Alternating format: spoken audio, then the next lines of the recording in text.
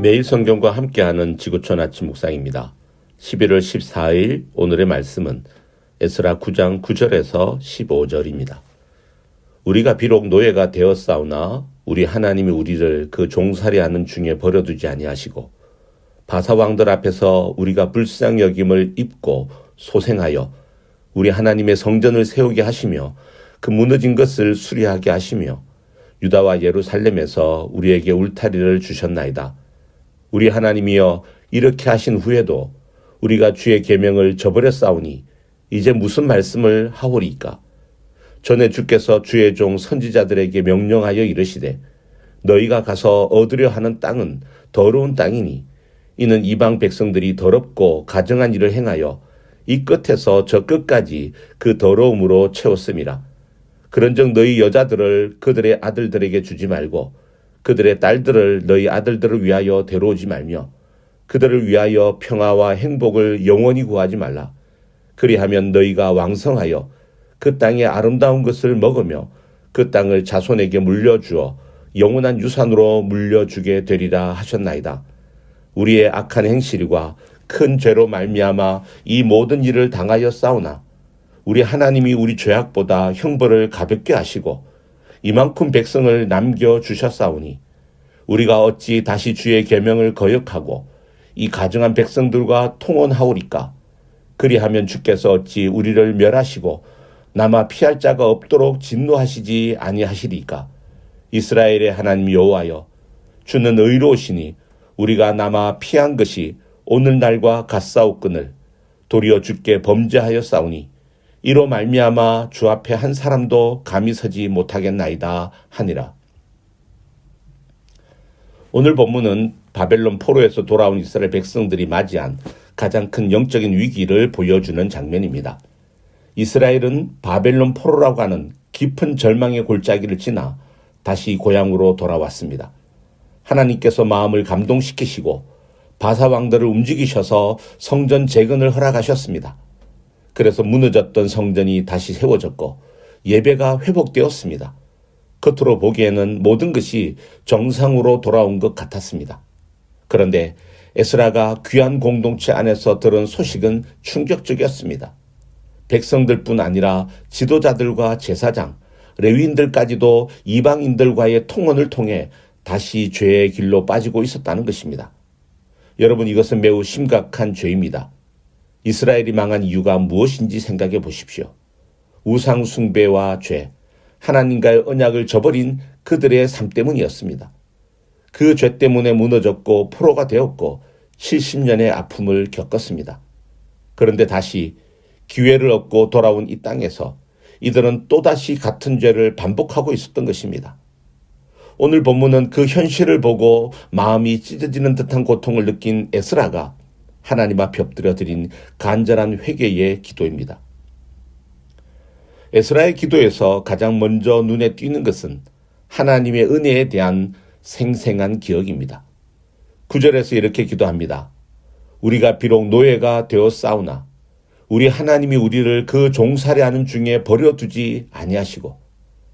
에스라는 회개하기 전에 먼저 하나님의 은혜를 기억합니다.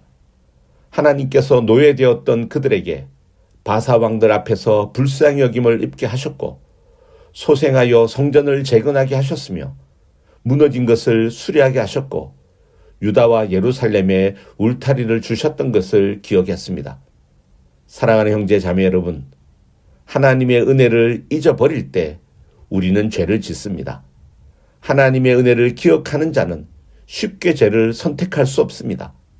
그리고 진정한 회개는 은혜를 기억하는 데서 시작됩니다. 은혜를 기억하는 것이 왜 중요할까요? 그것은 우리의 회개를 단순한 후회나 두려움이 아닌 사랑의 관계 회복으로 이끌어가기 때문입니다.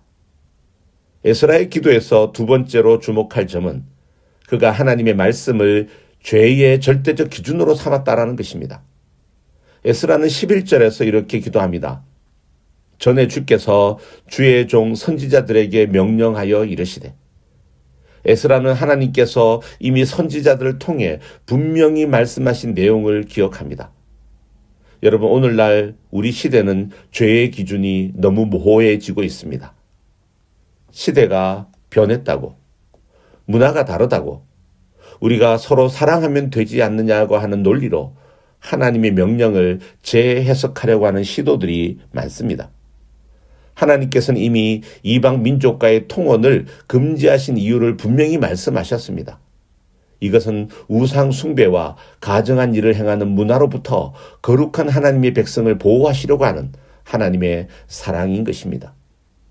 사랑하는 형제 자매 여러분, 여러분들은 무엇을 기준으로 선과 악을 판단하십니까? 내 양심입니까? 아니면 사회의 통념입니까? 아니면 하나님의 말씀입니까? 에스라는 우리가 어찌 다시 주의 계명을 거역하겠느냐라고 고백합니다. 그의 관심사는 여론이 아니라, 문화가 아니라 하나님의 말씀이었습니다. 우리가 살아가는 지금도 하나님의 말씀은 우리의 생각과 뜻을 판단하며 죄와 의의 경계를 분명히 그어줍니다. 우리가 이 말씀을 절대적 기준으로 삼을 때 우리는 상황에 흔들리지 않고 하나님 앞에 거룩한 삶을 살 수 있습니다. 에스라 기도의 절정은 마지막 구절입니다.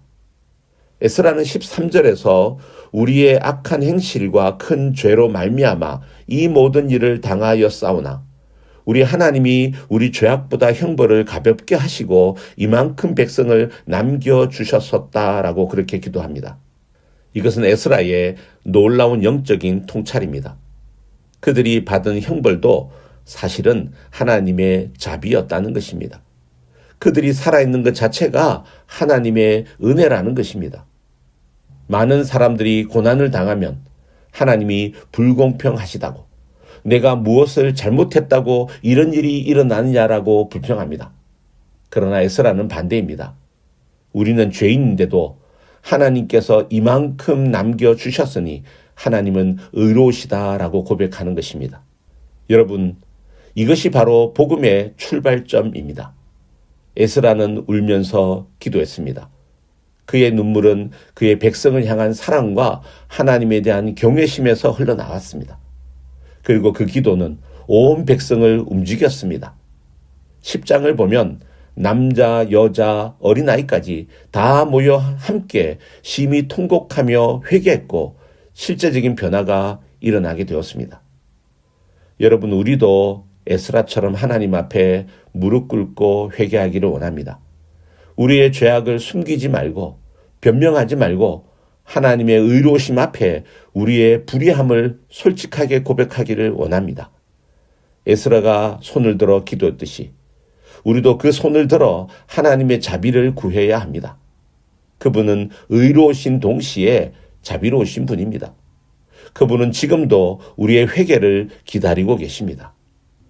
거룩하신 하나님, 우리도 에스라와 같이 주님의 크신 은혜를 받았음에도 너무나 쉽게 그 은혜를 잊어버리고 살았습니다. 노예와 같은 죄의 삶에서 건져주시고 십자가의 보혈로 우리를 소생하게 하시고 무너진 우리의 인생을 다시 세워주셨지만 우리는 다시 주님의 계명을 저버리고 세상을 따라 살았습니다. 주님, 용서하여 주시옵소서. 우리의 양심이나 세상의 기준으로 죄를 판단하여서 이 정도는 괜찮다라고 스스로를 속였던 교만함을 회개합니다. 오늘도 우리 입술로 범죄하지 않게 하시고 입술로만 아니라 삶으로 회개하는 자가 되게 하여 주시며 새로운 믿음의 길, 순종의 길을 걸어가는 하루가 되게 하옵소서. 예수 그리스도의 이름으로 기도드립니다. 아멘.